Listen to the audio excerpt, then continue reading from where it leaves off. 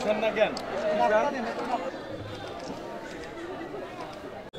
মানে আমরা উপজেলার চেয়ারম্যান আমি হওয়ার আগেও আমরা যখন আমরা আওয়ামী লীগ হিসাবে আমাদের একটা অঞ্চলে কিন্তু উনি গিয়েছেন আমাদেরকে সাথে নিয়ে। আমরা গিয়েছি আমাদের এই এলাকায়, মানে অন্যান্য এলাকায় যে বরাদ্দ পেয়েছে সরকারি বরাদ্দ উনি ডবল নিয়ে এসেছেন।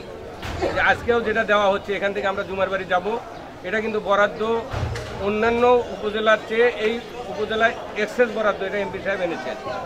মাননীয় প্রধানমন্ত্রী দেশরত্ন শেখ হাসিনা মানে মাহমুদ হাসান রিপনকে স্নেহ করেন, উনি বলার সাথে যে কোনো মন্ত্রী আমাদের কিন্তু স্পেশাল একটা বরাদ্দ দিচ্ছেন। মানে অবগত আছেন এই যে বন্যা পরিস্থিতি, এই বন্যা পরিস্থিতির ওপর একদম সরাসরি মাননীয় প্রধানমন্ত্রী নজর রাখছেন। মাননীয় প্রধানমন্ত্রী কিন্তু এখানে এই বন্যা পরিস্থিতি দেখভালের জন্য সার্বক্ষণিক আমাদের সম্মানিত মাননীয় বিভাগীয় কমিশনার স্যারকে সার্বক্ষণিক এই বিষয়গুলো খোঁজখবর রাখার জন্য বলেছেন এবং তিনি এখানে এই এলাকা পরিদর্শনও করে গেছেন। আমরা প্রতিদিন সকালে এবং বিকেলে এই বন্যা সংক্রান্ত রিপোর্ট দিই, আপডেট দিই।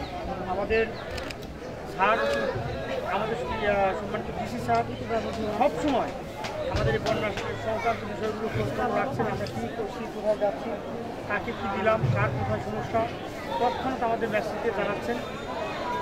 আমাদের যে এই আসনের মাননীয় সংসদ সদস্য মহোদয়, তিনি এই গত পরশু চলে গেছেন। তিনি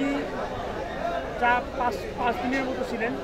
পুরো এই 5টা দিনই তিনি নৌকায় করে ঘুরে ঘুরে আমাদের সাথে ত্রাণ বিতরণ করেছেন এবং এই এলাকার মানুষের ত্রাণের ক্ষেত্রে যে সংকট না হয় তিনি অনবরত তিনি ত্রাণ ও দুর্যোগ কথা বলছেন।